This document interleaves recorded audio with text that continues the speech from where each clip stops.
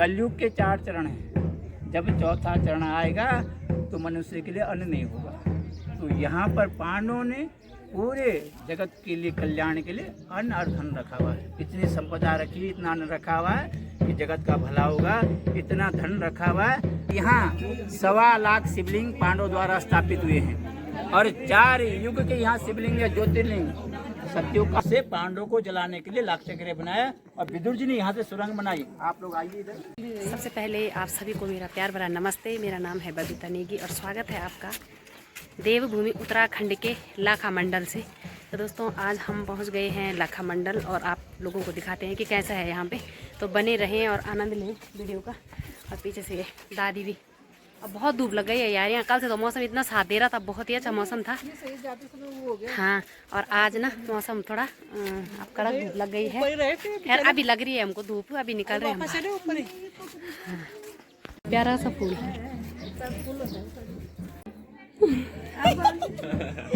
ये देखो इनकी शॉप है यहाँ पे और हमने ले लिया है यहाँ से प्रसाद। हाँ मैं ब्लॉग बनाती हूँ ऑफिशियल बबीता नेगी। और ये देखिए यहाँ पे से प्रसाद ले लिया है। अब चलते और कुछ है यहाँ पे घूमने के लिए। हम मंदिर में बता देंगे आपको कुछ आ रही है। अच्छा किस चीज़ की?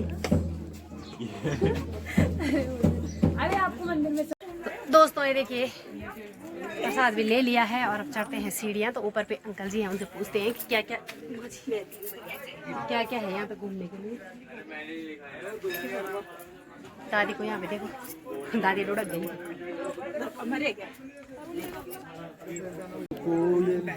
ये है लाखा मंडल का मंदिर और यहाँ पे कुछ इस तरह से है।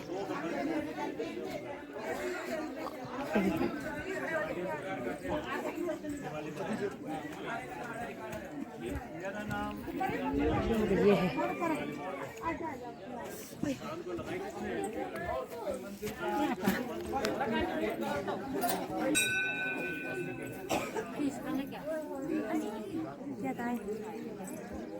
अच्छा ये लग गई है लाइन। चलो चलो चलो मोबाइल। और यहाँ पे लाइन पे लगे हुए हैं सब लोग, एक एक करके जाएंगे अंदर। फोटो खींचना मना है। बताऊंगा आपको, ये जो स्थान है ये स्थान है आदि केदारनाथ। इसकी स्थापना पांडवों ने की है द्वापर युग में। यहाँ पर इनको बुला लिए माता जी। द्वापर युग में पांडवों ने इसकी स्थापना की है और यहाँ 1.25 लाख शिवलिंग पांडवों द्वारा स्थापित हुए हैं और 4 युग के यहाँ शिवलिंग है, ज्योतिर्लिंग। सत्युग का अंदर विराजमान है जिसकी खोज गाय माता ने की है। नदी पार से ये गाय आती थी, दूध से अंदर अभिषेक करती थी। तो सत्युग का ज्योतिर्लिंग है।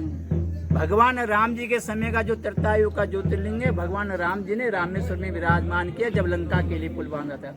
या तो रामेश्वर में त्रेतायुग का शिवलिंग है या इस स्थान पर ये त्रेतायुग का शिवलिंग यहाँ विराजमान है। ऐसा ही रामेश्वर में और यहाँ भी है। भगवान कृष्ण जी का जब अवतार हुआ द्वापर में, तो उस समय का जो ज्योतिर्लिंग है ये हरे कलर का है। हर युग के हैं जितने भी भगवान ने जन्म लिया ना, सतयुग, त्रेता, द्वापर, कलयुग। ये द्वापर का है, भगवान कृष्ण जी के समय का ज्योतिर्लिंग। कलयुग का ज्योतिर्लिंग आ गए हैं जिस पर आप लोग अभिषेक करेंगे जल से। उस शिवलिंग के अंदर आपकी फोटो दिखने लग जाएगी और आपके जो कष्ट हैं भगवान हर लेंगे और आपकी मनोकामना पूर्ण होती है। यहाँ एक मेला भी लगता है 15 अप्रैल को। फिर कपाट खुलते हैं यमुनोत्री, गंगोत्री, बद्री, केदार के अंदर। आपने माता जी के चरण देखे? माँ पार्वती जब 5 साल की थी तो 12,000 साल तक माता जी ने यहाँ तपस्या की है और यहीं से आप लोगों की यात्रा सफल होती है। भगवान से प्रार्थना करते हैं आप लोगों की यात्रा सफल हो, आपका परिवार फले फूले, भगवान आपकी मनोकामना पूर्ण करे। जिनकी शादी हो जाती है, बेटा हो बेटी हो कोई भी हो, जिनकी संतान नहीं होती, वो लोग यहाँ महाशिवरात्रि को आते हैं। पूरी रात्रि यहाँ बैठकर भगवान का ध्यान करते हैं और भगवान शंकर उन पर अपना आशीर्वाद बनाते हैं और साल भर के अंदर उनकी संतान हो जाती है। जो निसंतान वाले होते हैं, पैसा माता जी सब लोग कमाते हैं, औलाद सबसे बड़ा धन होता है। यदि औलाद है ना तो सब चीज है, औलाद नहीं है तो पैसा तो क्या करेगा। बुढ़ापे में सहारा चाहिए। ये जो गाड़ी का पहिया चलता है ना, परिवार को चलाने के लिए वंश चाहिए, चाहे बेटा हो बेटी हो, सब एक समान है। तो भगवान यहाँ सबकी मनोकामना पूर्ण करते हैं। तो आप लोग अब आप आगे आइए, आ जाओ। हे भगवान, हे शिव जी शंकर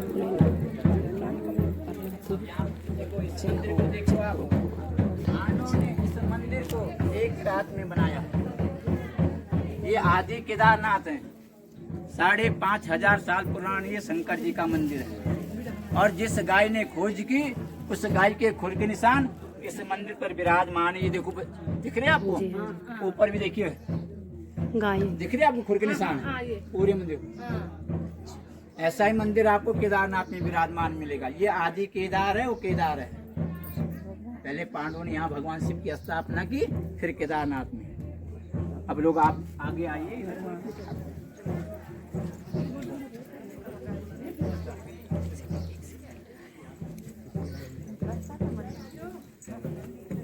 इस स्थान पर आप लोग सब ध्यान लगाना, इस स्थान पर पांडवों को जलाने के लिए कौरवों ने लाक्षागृह बनाया था। यहाँ पर वो लाख का महल बनाया, वो महल पूरा जल गया। जो अवशेष है इस समय, ये पत्थर देख रहे हैं आप, ये लाल वाले पत्थर, ये लाक्षागृह के पत्थर है। यहाँ से सुरंग बनाई विदुर जी ने। आपको पांडव गुफा मिली नीचे रोड पर, जब आप गाड़ी में आए होंगे, तो जब आप अभी जाएंगे ना, तो उस गुफा में दर्शन कर लेना। उस गुफा के अंदर एक छोटा सा शिवलिंग है गुफा के अंदर, उस पर कुदरती अभिषेक धारा होती है, जल धारा। वहाँ कोई जल नहीं चढ़ाता है। तो यहाँ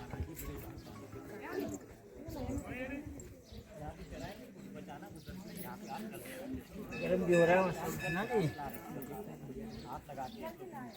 थोड़ा इधर आ जाओ आप लोग ना, कुछ लोग इधर आ जाइए, कुछ लोग इधर खड़े हो जाना, कुछ लोग इधर आओ। उगने चापट हो गरम हो मेरा। कुछ बेटा आ जाओ, इधर आ जाओ। आप भी थोड़ा इधर आ जाइए, कुछ लोग थोड़ा इधर आ जाना आप लोग ना। यहाँ से वो सुरंग है, देख रहे हैं आप, गोल पत्थर से यहाँ से विदुर जी ने सुरंग बनाई, पांडवों को इस रास्ते उस गुफा में बाहर निकाला। उस गुफा के अंदर आप जाएंगे, उसके अंदर 2 सुरंग और हैं। एक बताते हैं नदी में जाती है, जहाँ पांडव ने। अच्छा, यहाँ से शुरू है ये सुरंग? जी। अच्छा, हाँ, अंदर ही अंदर। सतयुग में आपने दक्ष राजा की कथा सुनी होगी। दक्ष राजा के यहाँ जब यज्ञ हुआ, तो दक्ष राजा जी ने सारे देवी देवताओं को बुलाया। अपनी बेटी सती को और शंकर जी को निमंत्रण नहीं दिया। तो जब सती को पता लग गया कि पिता के यहाँ यज्ञ हो रहा, तो उन्होंने भगवान भोलेनाथ से प्रार्थना की, भोलेनाथ जी, पिता के यहाँ यज्ञ हो रहा, आप भी चलो, मैं भी जाऊंगी। बड़ा हर्ष का विषय। भगवान क्या उत्तर देते भोलेनाथ जी, देवी हमारे लिए तुम्हारे पिताजी ने कोई निमंत्रण नहीं दिया, इसलिए वहाँ नहीं जाएंगे।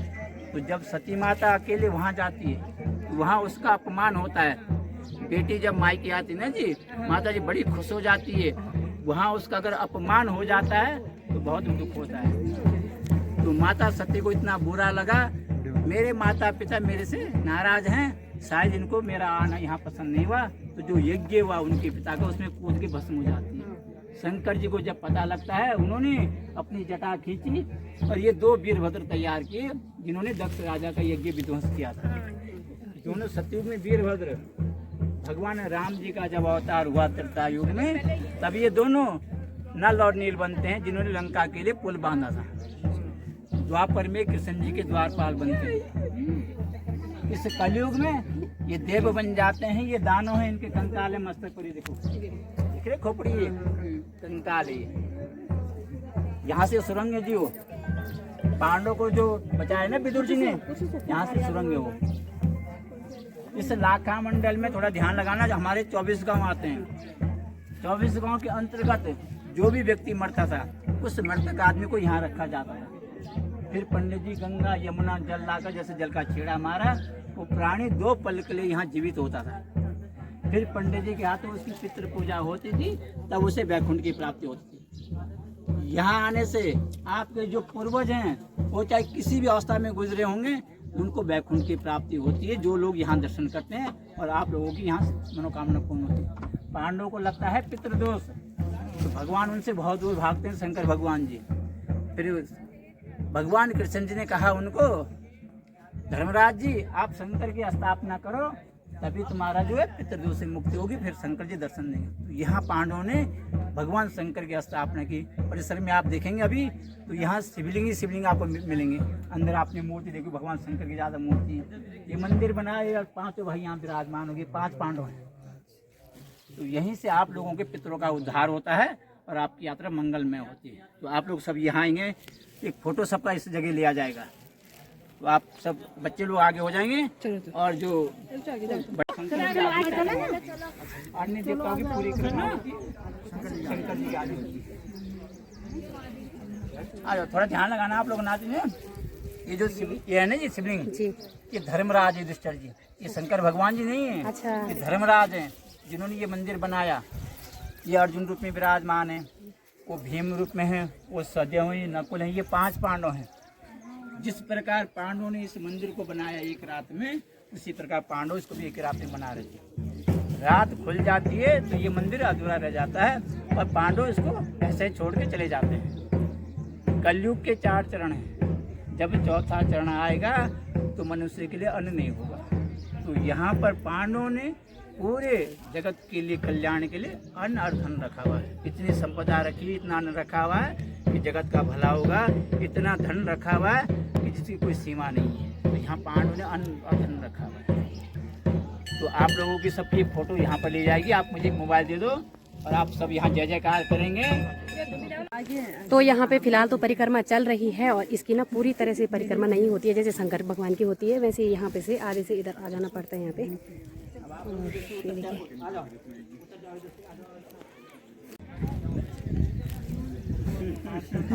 यहाँ पे क्या है भला। आ जाओ आप लोग आइए। ये जो जगह है ना जी, हाँ जी, यहाँ पर जब पांडवों ने जो शिवलिंग स्थापित किए, 1.25 लाख शिवलिंग इस लाखा मंडल में जब खुदाई हुई है इस परिसर की, तो ये शिवलिंग इसी जगह निकली। खुदाई होती है 2007 में, तो ये शिवलिंग यही निकले हैं। अच्छा, नीचे निकले इस लाखा मंडल के अंतर्गत 200 मीटर के दायरे में जब खुदाई होती है तो यहाँ शिवलिंग निकल रहते हैं, भगवान स्वयंभू जी। और इधर ये अभी आप आइए, इधर अभी निकले हैं 2022 में, यहाँ पर भी निकले हैं। ये निकले हैं अभी, ये 2022 में। वाव। तो दोस्तों ये 2022 के निकले हुए शिवलिंग है। आराम से तेज के भी निकलेंगे अगर वो कहीं पे खुदान करेंगे तो।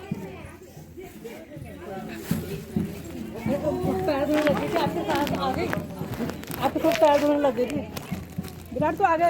ये है महाकाली, ये काली माता है, इसको नमन करो। चौराई की काली माता है। ये माता हमारे परिवार की, हमारी रक्षा करना। जब आप कभी अकेले में होंगे तो ये माता आपकी रक्षा करेगी। तो ये चौराई की काली माता के नाम से प्रसिद्ध है। आप लोग नमन करो। चौराई की काली माता हमारे परिवार की, हमारे सबकी रक्षा करना। माँ जब भी कोई मुसीबत में हो तो आप उसकी रक्षा करना। तो आप लोग आइए अब आगे। जय हो।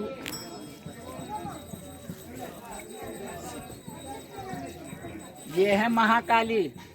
आप लोग सब ध्यान लगाना। इस माँ की कृपा से इस गांव में जब ये बीमारी नहीं, कोरोना जी 2020 में जो बीमारी आई है, इस क्षेत्र में, इस गांव में, इस इलाके में कोई भी कोरोना का मरीज नहीं मिला है।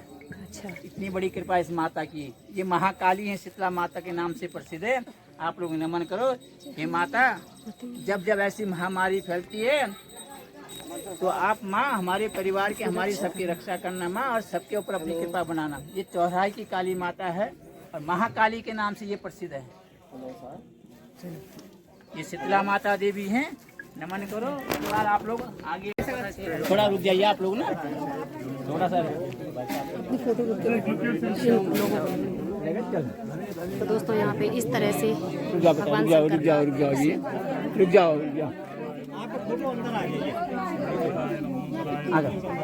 वहाँ से ना अब चल के लोटी ले लो और हाँ आगे चलो, और आगे जाओ, और आगे लगा दो।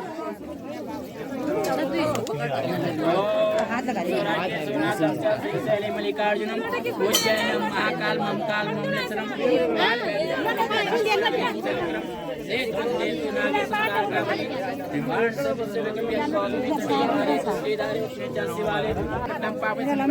हरि ओम नमः शिवाय नमः देवाय।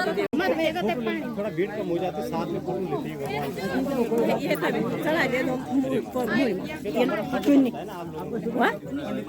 पहले आप टीका कर लेना, फिर मैं आपको इसका महत्व बताएंगे। ठीक है जी, सब लोग अभिषेक कर लो एक बार। और टॉप के ऊपर उस पहाड़ी के ऊपर एक कुआं बना हुआ है, तो वो द्रौपदी कुंड के नाम से प्रसिद्ध है। माता द्रौपदी उस कुंड में स्नान करती थी। तो सामने तक गाड़ी जाती है, अगर वहाँ जाना चाहते हैं आप लोग ना, तो वहाँ पैदल मार्ग ऊपर जाने के लिए पानी है वहाँ? पानी है उस कुएं में, टॉप में एकदम। हाँ जी, चलो कोई बात। वहाँ द्रौपदी वहाँ स्नान करती, जो पांडव गुफा वो नीचे रोड पर है। हाँ जी, हाँ जी। तो यहाँ आपकी यात्रा सफल होती है। भगवान से प्रार्थना करते हैं आपकी यात्रा मंगलमय हो, आपका परिवार सबका फले फूले, भगवान आप लोगों की मनोकामना पूर्ण करें। ये हमारी भगवान से प्रार्थना है, और आपका जीवन सुखमय हो, और आपके जीवन में भगवान नई नई मंगे दे, और आपका भविष्य उज्जवल हो। तो दोस्तों, आप लोगों ने यहाँ पे देखा होगा कि पंडित जी ने जो कुछ भी कहा, आप लोगों को भी सुनाई देगा, क्योंकि जो हमने सुना है वो आप तक पहुँच ही जाएगा। तो मतलब ऐसी देवभूमि है हमारी, और यहाँ पे और भी कई चीज़ें हैं जो कि आप लोगों को देखने के लिए मिल जाएंगी। तो कभी अगर भविष्य में आप लोगों को भी समय मिले तो आप पक्का आना, है ना। ये हमारे उत्तराखंड में, पूरी उत्तराखंड देवभूमि है, और आप लोग भी यहाँ पे आ सकते हो और इस तरह से देव दर्शन कर सकते हो यहाँ पे। तो फिलहाल तो बहुत धूप लगी हुई है और हमारे पैर गर्म भी हो गए हैं, और यहाँ पूरी ही नीचे तक सुरंग भी है। अभी देखते हैं नीचे में, अगर सुरंग दिखा देंगे आप लोगों को तो बने रहें। राजी खुशी रखना, लौड़ों है।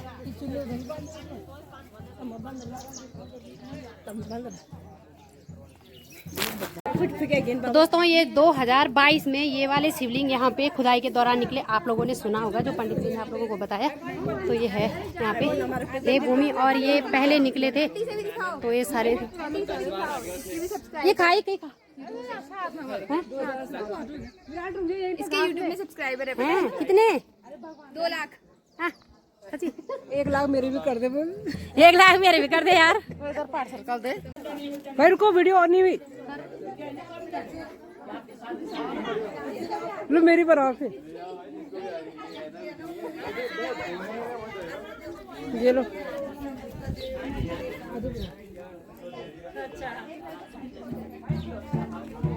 तो यहाँ पे सुनीता और विराट भी चल गए हैं। हाँ, बांधिए कातल।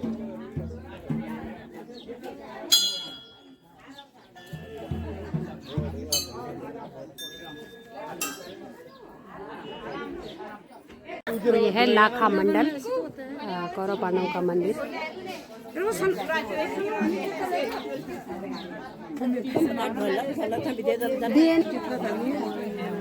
तो दोस्तों, ये है लाखा मंडल, देख के दिया होगा, सुंदर सा नजारा।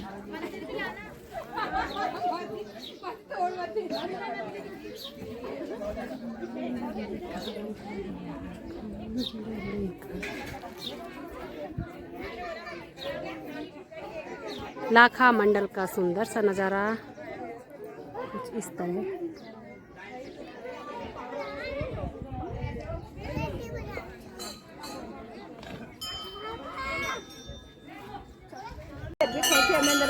देखा ये आंटी हमारा इन्हें का चल पौड़ी का, हाँ ब्लॉगिंग है पौड़ी का चना हमारा इन्हें का छनी यार। यहाँ पे देहरादून बैठे जाना भी साथ साथ में छीना हमारा पर्सी बैठे।